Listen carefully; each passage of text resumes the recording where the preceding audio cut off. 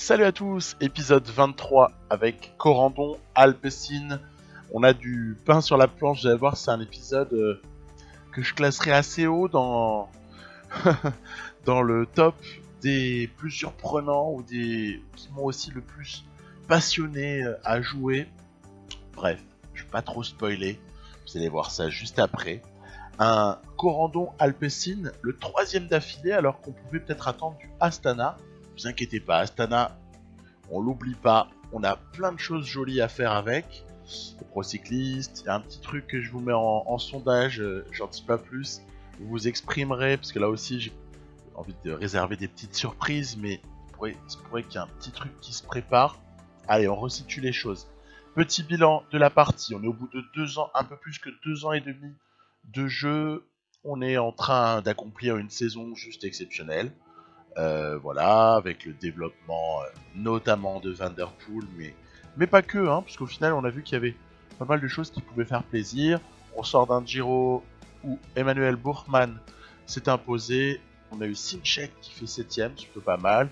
Après, dès qu'on a visé une épreuve World Tour par étape, on a plutôt eu du succès. On a Remco qui est champion de Belgique qui ira sur la Vuelta pour étraîner son joli maillot.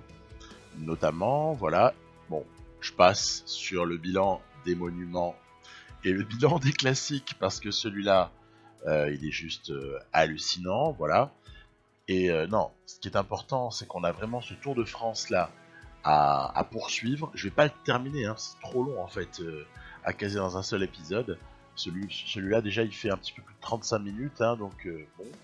On sortait de 4 premières étapes qui avait permis à Mathieu Van Der Poel de prendre le maillot. Et on était comme ça, voilà, à l'aube d'une étape 5 qui est juste restée dans les mémoires. Tour de France 2014, étape 5. Faites-vous plaisir, allez revoir des images de ce truc-là. Moi, je l'ai déjà regardé 100 000 fois, tellement je ne me lasse jamais de cet exploit de Vincenzo Nibali à l'époque. Voilà, bon, ok. Pour nous, dans la partie, ce qu'il faut voir, c'est quelle est la possibilité alors qu'on voit que Wout van Aert avait tenté quelque chose, mais il va être repris, et puis au final il a grillé ses cartouches, c'est quand même pas très malin. Donc assez mal joué de la part de l'IA, puisque Wout van Aert il peut clairement prétendre à la victoire sur une étape pareille. Par contre, il faut essayer de la jouer un peu plus finement, quoi. Donc voilà, on sait que partir de loin, franchement, pour un favori, c'est pas la panacée du tout. Oui, quel est le comportement réel du jeu? Alors on voit que là, en fait, je fournis une énorme accélération au secteur pavé qui est à 3 étoiles là. Voilà, c'est Nieuwenhuis que j'envoie dans un premier temps. C'est Galopin qui prendra la suite. De toute façon, ils sont classés dans l'ordre. Hein. Galopin, voilà, c'est à toi mon petit. gros coureur au final, hein, très polyvalent, Tony Galopin, on sait là sur le CM 2019. On est sur un secteur 4 étoiles, hein. C'était un moment où on voulait un petit peu écrémer. Après, ça reste délicat, hein. On a beau rouler à bloc, en plus là maintenant c'est quand même Dylan Van Baarle, hein. C'est pas non plus le plus nul de la bande, hein, pour ce qui est de faire rouler sur des pavés et d'essayer d'éliminer du monde. Ça a quand même fonctionné, on a créé des petits écarts, mais petits, hein, très petits. On a peut-être entamé, hein, on le saura jamais, mais probablement la barre de certains favoris à la victoire finale de ce tour.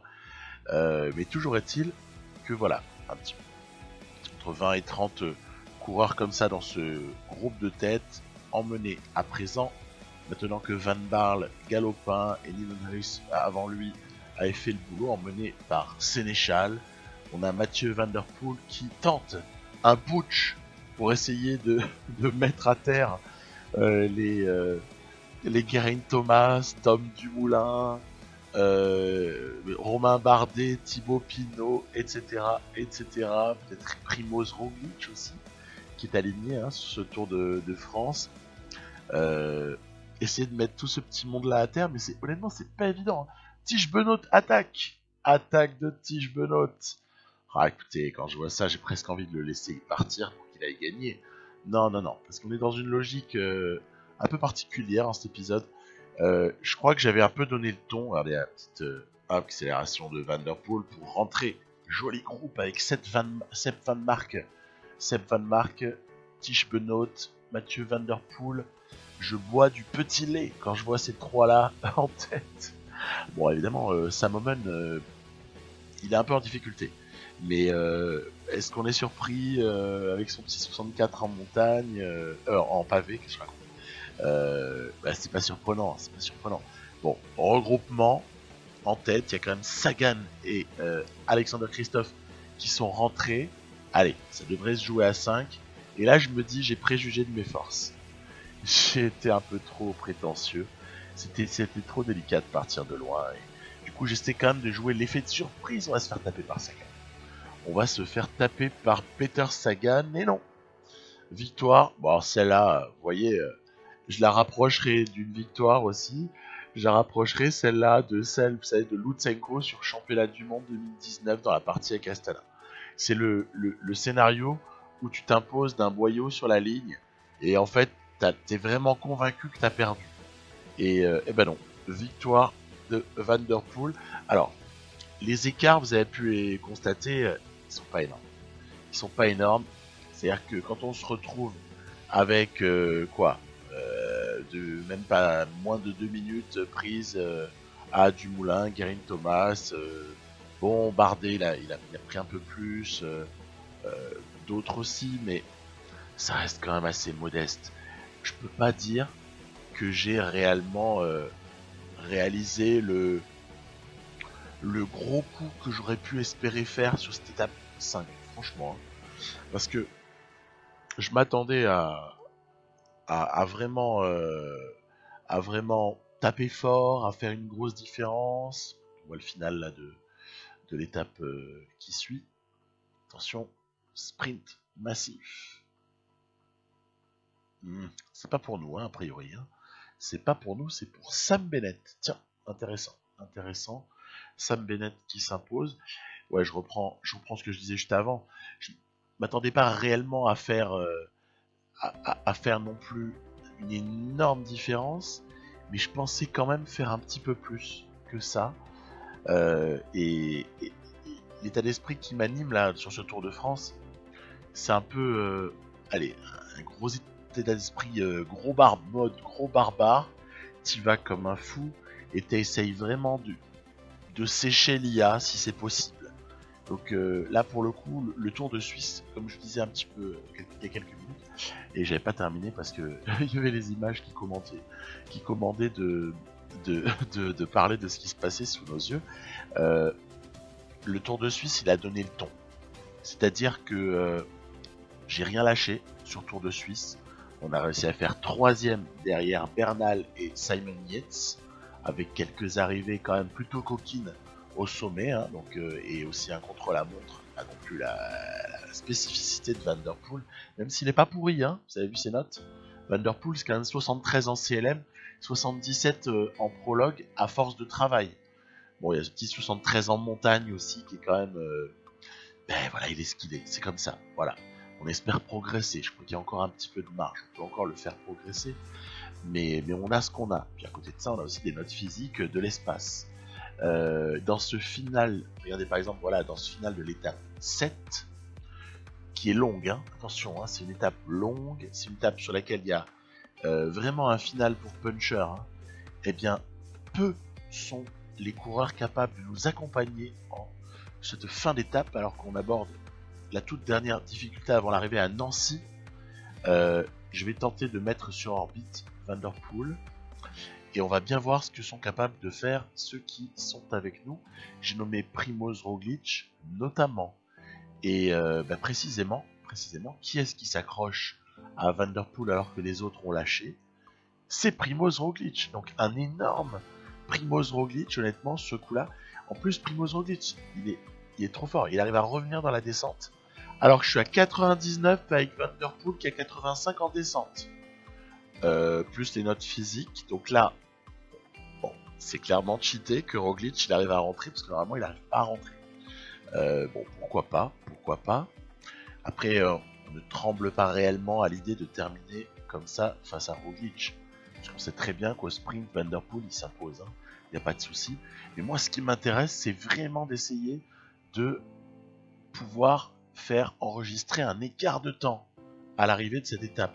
Voilà, à la limite, Roglic, je veux bien qu'il soit dans ma roue, fiche. Ça se joue un peu, hein, quand même, hein, parce que je tirais sur la corde, hein. Mais non, il n'y aura pas d'écart, mais non. Pourquoi? Parce que toujours le même comportement, vous savez, de ces sprints-là, j'en parle depuis quelques fois, hein. Les sprints qui se terminent tout le temps avec...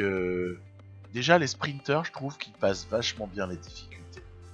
Il y a plein d'exemples dans la partie de ça, mais notamment un exemple pour moi qui était flagrant, c'était les mondiaux de Valkenburg l'année précédente, là, 2020, puisqu'on est en 2021. Donc 2020 dans cette partie, mondiaux de Valkenburg, où on voit Arnaud Démare, Gaviria, je sais plus qui d'autre, Bennett ou Groenewegen, bref, des mecs qui sont à l'arrivée derrière Van Der Poel, qui doivent jamais être là, ou Viviani peut-être. Ils doivent jamais être aussi bien sur un parcours de Valkenburg.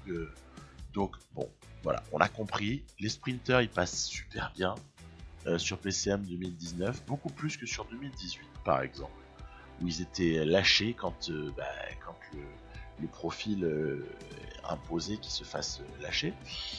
Bref, premier rendez-vous qui pourrait représenter du danger, hein, à cette étape 8. Pour revenir aux images, j'avais envoyé Dylan Van Baarle en échappée pour pouvoir éventuellement compter sur lui en point d'appui au cas où je lance une offensive. Ça n'a pas été vraiment le cas. Pourquoi? Parce que Van Baarle s'est fait reprendre, l'échappée s'est fait reprendre, ça a très très bien roulé derrière. Et du coup on se retrouve délicat, hein, l'arrivée là. Hein. L'arrivée, c'est 2 km, c'est un mur de 2 km à la fin. Voilà. Mur de 2 km, il y a des coureurs un petit peu mieux armés que Van Der Poel pour ce type de profil. Attention, attaque de certains favoris. Vous avez vu devant, il y a Schachmann et Michał Kwiatkowski.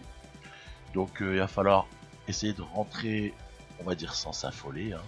Rentrer sans s'affoler sur ces deux-là, quitte à même les reprendre dans la descente qui va suivre. Hein. En tout cas, je fais travailler évidemment mon Tony Galopin et on essaiera d'utiliser Omen seulement en dernier recours.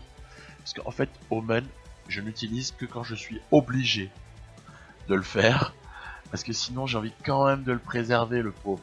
On l'a pas non plus recruté pour lui donner zéro chance de performer. Après, c'est sûr que le choix du cœur, et pas que du cœur, hein, choix de la raison aussi, hein, vu les notes physiques et vu l'impact des notes physiques dans le jeu. Hein. Le choix de cœur et de raison, c'est Van Der Poel. Donc évidemment qu'en définitive, on aura envie que Omen il soit obligé de jouer l'équipier équipier de luxe, hein, de Van Der Poel sur certains types d'arrivées notamment, ou certains types d'ascension finale. Hein. Mais dans l'immédiat, j'essaie quand même de l'économiser. C'est pour ça que Galopin, en fait, il est juste fondamental. Parce que Galopin, c'est le mec qui va permettre d'économiser Omen le plus longtemps possible. Et Van Baarle est celui qui va être... Belle victoire de Wellens, hein, fait plaisir ça. Top 3, encore une fois, pour notre Mathieu Van Der Poel qui gratte une mini bonif. Ça va compter de toute façon, hein, toutes les secondes comptent, hein, je vous l'ai dit, je suis en mode barbare. J'essaye de gratter tout ce que je peux. Je veux repousser les limites du jeu pour voir, en gros, avec 73 de montagne pour Van Der Poel et quand même des notes de puncher absolu. Hein, ben voilà, qu'est-ce qui se passe avec un mec qui a 73 en montagne? Est-ce qu'il y a moyen d'aller titiller Dumoulin, Geraint Thomas et compagnie, et compagnie, et compagnie? On est à l'aube de l'étape 9. Ça commence à se rapprocher. Je vous rappelle qu'à l'étape 10, il y a une arrivée au sommet de la planche des belles filles. Hein. Je pense que, bon, on l'a en tête celle-là. Donc là, je joue le truc un peu à l'économie. Je me souviens que quand j'avais joué ce Tour de France avec Vincenzo Nibali, il y avait eu un fait de course sur le, on va dire avant la dernière descente de cette étape. Il y avait eu une chute, notamment de Christopher Froome, qui était à ce moment-là notre rival. Christopher Froome, il est présent sur ce Tour de France, mais là, je spoile pas vraiment, punaise, il va pas être capable de jouer un rôle, un vrai rôle. C'est incroyable. Christopher Froome est redevenu un coureur lambda. Alors évidemment, il a encore des bonnes notes, hein, et si on le prenait nous dans une partie, il y aurait moyen de lui faire gagner des trucs. Bon, mais grosso modo, il est en dessous de Geraint Thomas. Et sur les fins d'étape chez Ineos, alors vous avez vu, j'ai envoyé Galopin, au cas où, j'ai envoyé Galopin, limite en chasse-patate, hein. Je sais pas s'il va rentrer sur l'avant. Mais bon, bref, devant en plus, c'est un groupe de mecs qui sont plutôt pas pourris, hein. On va voir si Tony est capable de rentrer. Ça joue toujours un peu les points là du maillot vert, hein. Bon, même si on a compris que normalement Van Der Poel il devrait pas avoir des masses de difficultés à conserver, à gagner un deuxième maillot vert d'affilée après l'année qui avait précédé. Vous avez vu, j'ai dû relever Galopin. J'ai relevé Galopin parce qu'en fait il n'arrivait pas à rentrer sur l'avant, il était en train de se vider et il n'allait plus pouvoir nous aider dans cette montée, hein. Markenstein, hein, c'est ça, Markstein, pardon. Donc toujours est-il que on sait que dans la première partie de la descente, attention, ça peut chuter. Donc, on est vigilant, puisque je l'ai déjà vu chuter à ce moment-là des mecs, des favoris. Ça serait un peu dommage que ça nous arrive. Et puis sinon, globalement, il y a une échappée devant qui a l'air d'être pas trop mal partie. Vous savez, il y a certains coureurs qui sont lâchés à ce moment-là. Je pense qu'il va être difficile de récupérer le dénommé de Mirel. Le Regen, hein, c'est un Regen de Mirel qui a signé chez Jumbo-Visma. C'est pas la première fois qu'on en parle. Il avait fait deuxième à Liège. Je sais pas si vous vous souvenez. Juste deuxième à Liège. Le mec est trop fort. Il est en fin de contrat. Hein. Vous me direz si vous avez envie que je prenne De Mirel plutôt que de prendre Kemna par exemple. C'est pas les mêmes profils, ça n'a rien à voir. Mais bon, en même temps, on pourrait se dire aussi pourquoi tu vas prendre De Mirel alors que t'as le meilleur puncher du plateau avec Alaphilippe. Ouais, franchement, peut-être ça sert à rien d'empiler les talents, hein. On peut faire aussi avec ce qu'on a et développer le coureur, hein. Je pense pas que ce soit forcément une mauvaise chose de compter sur les mecs qu'on a déjà, qui sont déjà forts. Toujours est-il que je tente de me faire la malle dans cette descente là, et derrière, malheureusement il reste un peu des équipiers de Bardet notamment, mais pas que, hein. Il y a aussi quelques équipiers, on voit ici Wilco Kelderman. Il faut savoir que Tom Dumoulin est venu sur ce Tour de France avec deux jolis lieutenants autour de lui. Il y a Kelderman et il y a également Wout Poels. Voilà, et c'est pas mal, hein, comme lieutenant, parce que au moment où ça va grimper, Kelderman Poels, ça peut être l'élément qui va faire pencher la balance en faveur de Tom Dumoulin, hein. Bon, en tout cas, voilà. On n'a pas réussi à reprendre De Mirel. Magnifique victoire d'étape pour le jeune De Mirel. Est-ce qu'on aura un écart comptabilisé? Suspense ou pas suspense? Écoutez, j'ai bien peur de... voilà, hein. Bon, ok. L'écart, il n'y en a pas, mais c'est pas grave, on a commencé à s'habituer. Vous avez vu le top 3 à ce stade-là? Un top 3 qui me fait rêver. C'est Van Der Poel, Wellens, Benoît. Alors là, franchement, je peux pas rêver mieux. On vient un rêve éveillé. Allez, c'est la fameuse étape 10. Cette fois-ci, c'est peut-être le moment où on va arrêter de rigoler, hein, et on va revenir un petit peu à la raison. On va se prendre 6 minutes dans la tronche et puis on va passer à autre chose. Peut-être, peut-être pas. Et donc j'envoie Tony Galopin aux avant-postes. Vous avez vu, c'est marrant, il y a Lutsenko et Fuglsang dans l'échappée. Ouais, et pour cause, Astana s'est déjà fait totalement décramponner de la lutte pour le classement général. Du coup, il leur reste les échappés pour essayer d'aller glaner peut-être le maillot à poids. Hein, c'est pour qu'il le vise. En tout cas, Lutsenko fait les sprints. Et bah aussi, très sûrement, une victoire d'étape, hein, pour Astana. Hein, c'est peut-être ça qui est l'objectif. Donc, tout ça est cohérent, réaliste. Rien à redire là-dessus. Mais moi, je fais le GPM aussi avec Tony Galopin. Parce qu'après tout, il n'y a pas de raison. On est échappé, on sprint, on est en mode je lâche pas grand-chose à l'IA. Alors d'autres fois, j'aurais pas fait le sprint. J'aurais, on va dire, fait en sorte qu'il y ait un relatif partage. Mais là, non, je suis en mode glouton. Et de la même manière que je cueille chaque victoire d'étape potentielle pour Van Der Poel, on prend les points de maillot à poids. S'il y a moyen d'aller choper quelque chose pour Tony, on va pas se gêner. D'autant plus qu'on est très très loin d'avoir vu la haute montagne. On sait même pas ce qui se passera. Ça sert à rien de faire des plans sur la comète. Si ça se trouve, Tony va exploser en plein vol. Et on n'en parlera plus à l'épisode prochain de l'éventuel maillot à poids. Bon, ça se passe pas mal. Je vais vous dire pourquoi. Ça se passe au rythme que je veux. Donc je suis plutôt chanceux sur ce coup-là. Parce que Van Der Poel, il est pas bousculé du tout dans les premières ascensions. Parce que c'est une étape quand même qui est délicate. Dans ce sens où il y a pas mal de... il y a quand même pas mal de dénivelé avant même d'arriver au col des Chevrères que je crains énormément, hein, comme je vous l'ai mis, mais qui précède la montée vers la planche des belles filles. Planche des belles filles 2014. C'est pas la planche des belles filles à laquelle on rajoute un petit chemin de terre comme cette année vous avez vu IRL sur le Tour 2019. Hein. C'est 2014, c'est l'arrivée avant ce petit chemin de terre qui permettait de monter encore plus haut. Donc c'est quand même une ascension plutôt jolie, mais c'est une ascension relativement courte. Et qu'est-ce qui fait la spécificité de ces ascensions plutôt courtes par rapport aux ascensions de 15, 20 km? C'est que, on l'a vu dans la réalité, et je crois que le jeu en tient compte également. Hein. Donc, chapeau au jeu pour ce côté-là, puisque il modélise bien une certaine réalité. Vous avez vu Alaphilippe comment il s'est comporté sur le dernier Tour de France. Alaphilippe, c'est un puncher ou un grimpeur? On est tous d'accord que c'est un des tout meilleurs punchers du monde. Bon, et les ascensions courtes, Alaphilippe, il est capable de les gérer. Je crois qu'on est en cohérence avec le fait que là, une ascension courte comme celle vers la planche des belles filles, regardez Van Der Poel, capable d'aller chercher la roue de Dumoulin quand même, quoi. Quintana est en souffrance. Quintana est en souffrance. Il n'y a plus que Lorenz de Plus et Tony Galopin qui sont dans la roue de Dumoulin. Avec Van Der Poel qui... Et là, c'est un moment de gloire. C'est un moment de gloire absolu. Mathieu Van Der Poel s'impose au sommet de la planche des belles filles.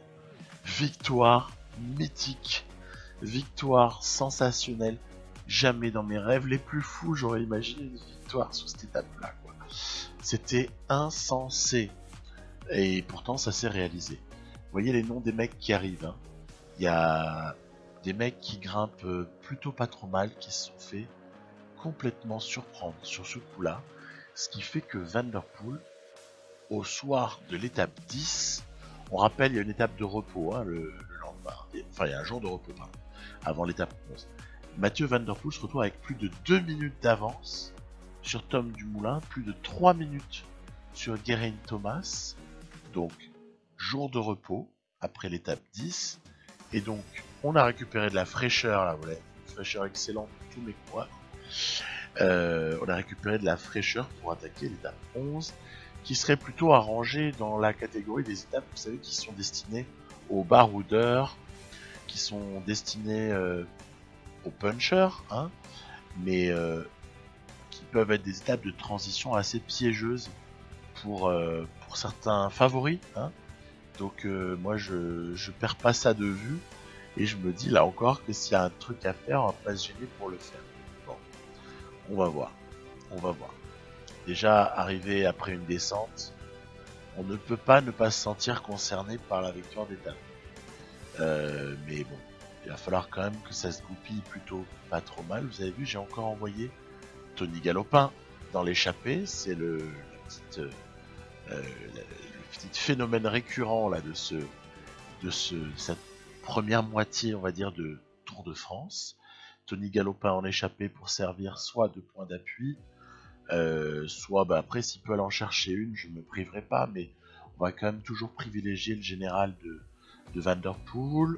Galopin qui prend les points, maillot à poids, tout ce qui est pris n'est plus à prendre, et dans le final, là, on va essayer peut-être essayer de durcir hein, cette course pour voir qu'est-ce qu'on serait en mesure d'éliminer. On sait que chez Ineos, par exemple, les équipiers de Geraint Thomas, les plus forts sont Kwiatkowski, Patrick Conrad qu'ils ont recruté et Christopher Froome. Et je vous ai déjà parlé de la garde rapprochée de Tom Dumoulin qui était Wout Poels, et celui qu'on voit actuellement mettre un gros rythme en tête de peloton, c'est Wilco Kelderman. Bon, les Astana sont out au niveau du général. AG2R la mondiale n'est pas trop mal avec Romain Bardet, surtout qu'il y a une équipe qui est pas pourrie autour, avec notamment Villermo qu'on voit assez souvent, mais pas que. Peut-être celui qui serait plus en demi-teinte, c'est Thibaut Pinot, et pour cause, il n'a pas une équipe très forte autour de lui, je trouve, en ce Tour de France. Autre petit commentaire en passant, puisque les stars des précédents épisodes, c'était Egan Bernal, c'était Simon Yates, notamment, eh bien, ces deux-là ne sont pas sur ce Tour de France. C'est hyper important, parce que ce sont des profils particuliers qui peuvent dynamiter la course à des moments. Et s'ils sont pas là, ben sincèrement ça m'arrange parce que j'ai moins de mecs à surveiller. Attention à Kwiatkowski qui est sur le point d'aller chercher la victoire dans cette étape 12. Mais attention, et au 1, on n'a quand même pas dit notre dernier mot. L'attaque, c'est gentil de la placer, mais il faut la placer au bon moment. Kwiatkowski. Schachmann d'ailleurs vient taper la deuxième place. Roglic, encore une fois, bien présent sur un final de puncher. Très fort en descente, notamment un Primož Roglic. Et on va ainsi chercher une nouvelle victoire d'étape qui nous fait du coup bénéficier de 10 nouvelles secondes de bonification qui font monter l'écart à 2,17. 2,17 alors qu'arrive une étape assez neutre. Excusez-moi, c'était l'étape 11 à l'instant, j'ai dit 12. Là, c'est l'étape 12 maintenant. Étape sur laquelle, là par contre, on s'attend pas à ce qu'il se passe non plus énormément de choses, parce que le profil ne s'y prête pas spécialement. Il est échappé, je suis pas sorti dans l'échappée, bien évidemment. On va pas sortir à chaque fois, faut gérer la fraîcheur, parce que derrière il y a l'étape 13-14 qui sont juste qui font froid dans le dos, mais juste de manière terrible. Après l'étape 15, ça va, elle sera assez reposante, puis il y aura un jour de repos de nouveau. Donc, il faut juste passer l'écueil des étapes 13 et 14, et ensuite on verra l'écart au général. C'est tout ce qui compte.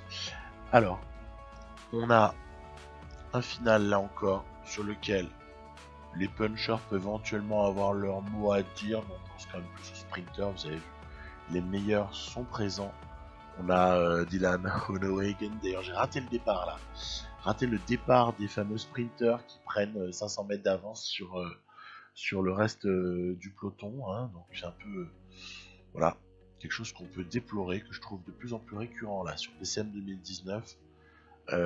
Puis après on a perdu le contact, du coup fatalement on s'est fait déposer. Bon après, c'est pas grave, et on peut aussi ne pas gagner toutes les étapes, ça va, pas mort d'homme. Alexander Kristoff, c'est quand même sympa de voir Alexander Kristoff qui gagne une étape. Un mec que je respecte immensément, quoi. C'est un énorme coureur, Kristoff. Tiens donc, un profil qui s'annonce pas terrible pour nous. C'est cette montée vers Champs-Rousse.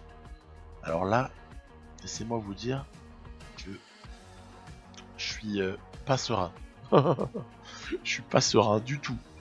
Alors j'envoie à Tony, mon assurance Tony, en échappée, histoire de positionner quelqu'un. Parce que vous savez, c'est toujours le même problème. Si Tony, je le laisse avec Mathieu Van Der Poel, et que je protège successivement Van Der Poel par, on va dire dans l'ordre, mettons Van Baarle, puis Galopin, puis Omen. La protection de Galopin, en fait, sur une montée comme celle de Champs-Rousse, elle aurait tendance à durer moins longtemps, parce qu'il se fatiguerait en même temps, en fait, que les autres. Et du coup, le temps total pendant lequel je peux avoir la protection d'un coureur qui aide Van Der Poel, il est moins important que si j'envoie Tony Galopin à l'avant et qu'à un moment donné, je le fais décrocher. Auquel cas, pendant qu'il décroche pour attendre le retour de Mathieu Van Der Poel, évidemment, pendant qu'il décroche, il se refait la barre. Et du coup, j'économise Omen et je peux utiliser Omen un petit peu plus loin dans l'étape. Donc c'est vraiment ça le mode de calcul. Et si par la suite il faut envoyer 2 mecs à l'avant pour les lâcher de manière échelonnée, c'est-à-dire en lâcher d'abord un, puis économiser l'autre, et le lâcher un petit peu après pour que Omen, lui par contre Omen il reste avec Van Der Poel. Et de toute façon il n'a pas assez de retard au général. Est-ce que stratégiquement j'aurais intérêt à ce que Omen prenne du retard? Je vous avoue que je vais y réfléchir. Mais on n'en est pas encore là. On n'en est pas encore à devoir sciemment prendre du retard avec Omen, pouvoir l'intercaler et venir en aide. Je pense notamment à cette arrivée à Otakam, là, notamment. Il y a quelques rendez-vous sur la dernière semaine là, qui sont assez cotons.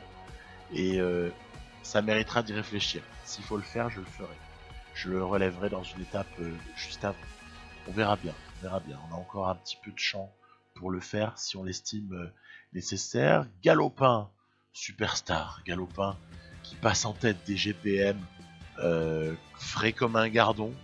Il a notamment là fait mal à Fuglsang et mon petit Tish Benoît protégé. Ils ont tous les deux, d'ailleurs même Fuglsang, hein, c'est un coureur que j'adore, il n'y a pas photo. Mes chouchous ont été déposés par Galopin. C'est terrible, c'est terrible. Tant mieux.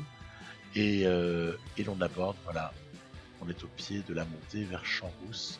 Je fais ce que j'ai dit, je fais décrocher. Bon, Galopin était tout seul, il est en train de s'épuiser.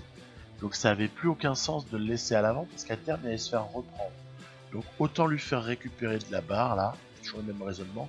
Sauf que Galopin, entre nous, j'aurais aimé le faire décrocher beaucoup plus tard. Hein. Et puis regardez comment on souffre. Donc Van Barle, adios. Galopin, adios, c'était déjà vu précédemment. Il reste plus que Omen, et vous voyez le nombre de kilomètres qu'il nous reste à faire. Là, il y a vraiment le feu. Là, il y a vraiment le feu. On est en énorme difficulté. Énorme difficulté. En cette fin d'étape, là, pour le coup, je commence à me dire que le maillot jaune, si ça se trouve, il sera plus sur nos épaules à partir du lendemain parce que c'est trop long, il reste 10 bornes, 10 bornes de montée là, avec des barres rouges, regardez-moi ces barres jaunes et rouges, elles sont en train, mais fort justement, hein, y a rien à redire, hein, je crie pas à l'injustice, je signale juste que on est dans le pétrin, voilà, on est vraiment dans le pétrin, et ça sent la mauvaise opération, ça sent très très mauvais. Après que Romain Bardet parte, je m'en fiche éperdument, le mec il y a 6 minutes au général. Je m'en fiche. Romain Bardet qui part, pourquoi pas. Par contre, la conséquence, c'est que ça fait accélérer tout le monde. Si ça fait accélérer tout le monde, ça me fait vider ma barre. Regardez la barre. Il y a Omen qui est en train de lâcher, là, quasiment. Joli comportement de Tim Wellens. Attention à l'accélération de Nairo. Quintana, punaise, il en remet une couche, le bougre. Avec Romain Bardet, avec Geraint Thomas, avec Tom Dumoulin. Allez Bardet, ramène-nous Bardet, s'il te plaît, ramène-nous. Il y a Thibaut Pinot aussi, on l'aperçoit là, derrière Bardet. Tim Wellens, c'est un peu plus dur, Roglic est en souffrance, et Pierre Latour aussi, vous avez vu, il y a Pierre Latour juste devant Van Der Poel. Bon là, c'est l'énergie du désespoir. Là, je jette, je bois le gel, je fais ce que... Je brûle un cierge, je cherche un trèfle à 4 feuilles, je suis aux abois total. Je suis en train de me dire, ok mec, t'as rêvé. Et puis en fait, t'as rêvé pour rien parce que tu vas te faire démonter sans attendre très longtemps. Hein. Ça attendra pas plus loin que l'étape 13. Tom Dumoulin s'est envolé. Mais on a là une jolie surprise. C'est que Roglic et Thibaut Pinot sont en train tous les deux de nous ramener sur le groupe Quintana, Bardet, Thomas. Ce qui fait qu'en fait, on perd, on est en train de perdre du temps, en train de perdre une 30 là sur Dumoulin, hein, il est pas loin de récupérer le maillot le Dumoulin. Mais il semblerait que sur les autres, on soit en train de ne presque rien perdre. Or, si j'ai des minutes à récupérer sur Dumoulin ça reste quand même un homme seul. On peut mettre une stratégie au point.